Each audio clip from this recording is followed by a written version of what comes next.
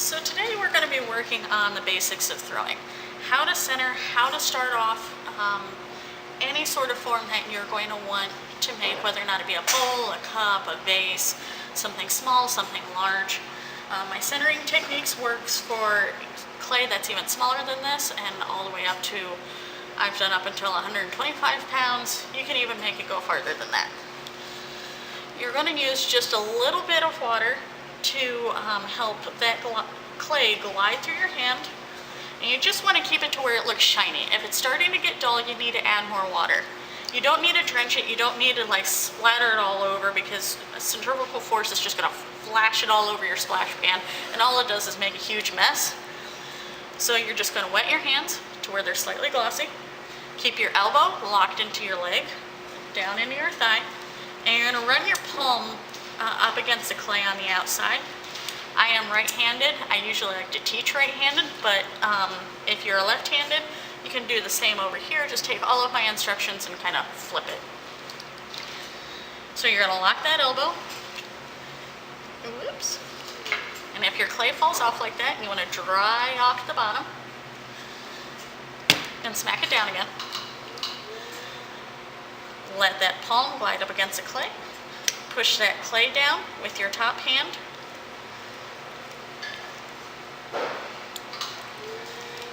And push back in with your outside hand. So I'm using the palm of my hand right now to push in towards the center. If you want to imagine a line going from your elbow to your wrist to the center of the clay, that's when you know you're kind of in the right spot. And you want to move the clay. You don't want the clay to move you. So I'm pushing that clay upwards, and I'm taking my top hand and I'm pushing back down at an angle. And it takes all that unevenness and kind of disperses it. So all the unevenness of the clay that's up top, I am pushing back down into the outside, keeping still a firm hand on the outside, but still allowing that clay to expand and contract. I'm pushing that clay back into the center.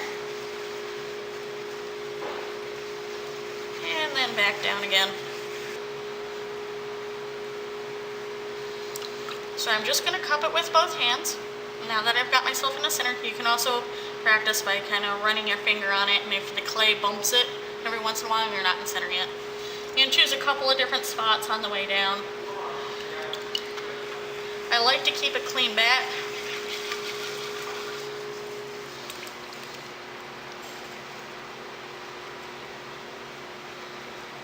I'm just going to cup it with both hands, kind of holding one thumb on top of the other, but my right thumb is the one that's going to be doing all the work. The other one's just going to be hanging out up at the top, making sure, I call them there for moral support. And I'm just going to let gravity and the clay work up against my thumb to be able to drill that hole clear down to the bottom. Alright, I'm pretty far down there. You want to make sure that you keep about 1/4 to 3/8 of an inch of a bottom, depending on the size of your piece. And that's about what I've got going so far. So that's a little bit more than 1/4. You can always come back and trim some off later, but the more that you throw now and like thin out your bottom and get all that clay pulled up, the less clay waste that you're going to have, and just more of an effective pot you're going to be throwing. I am going to run 2 middle fingers down on the bottom and kind of curl those out towards my belly button. So what this is doing on the inside is it's kind of cone shaped, upside down cone. I like to say that if you have a good foundation, you're going to have a good house. So if you're going to have a good bottom, you're going to have a good pot. You want to put your sponge or use your fingers to kind of compress all the clay that's down at the bottom. That way it'll help cut down on all of your shrinkage. And I'm just gently adding just a little bit of water. Now I do use my sponge in between my thumb and my middle finger on my outside, and then I run a couple fingers on the inside to be able to start bringing up those walls. When I use my sponge, it is nearly completely dry. So I'm not really adding any water to it. It just kind of helps keep my hand in alignment and makes it so the clay doesn't bounce my hand around all that often. And I'm starting it clear down at the bottom, whereas with my inside fingers, it's going to be about this far above my outside hand. So it's going to create this kind of S wave in the clay.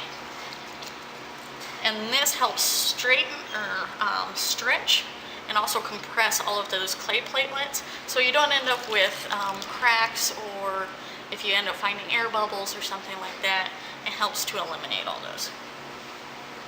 So I'm starting clear down at the bottom, and I'm working my way up. And I'm actually going to follow that clay in towards the center. So I'm kind of pushing and curling that clay in a little bit, because what you work against the most when you're throwing is centrifugal force and gravity. Centrifugal force because the wheel is spinning and it wants to throw it outwards, and then gravity because, well, gravity's gravity. It keeps wanting to pull things down. So if you keep your pot coned in, kind of keeping those top lips curled in a little bit, you can keep going straight up, and it'll fight up against centrifugal force that's throwing it outwards. So I'm starting down at the bottom again, and I'm coming up,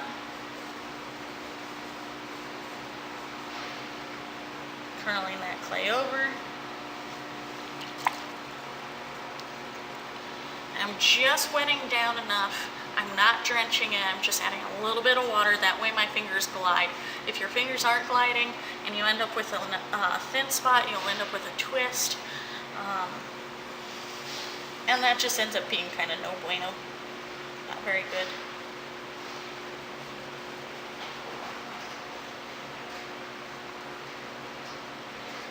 And like I said, we're just going to work on a cylinder today.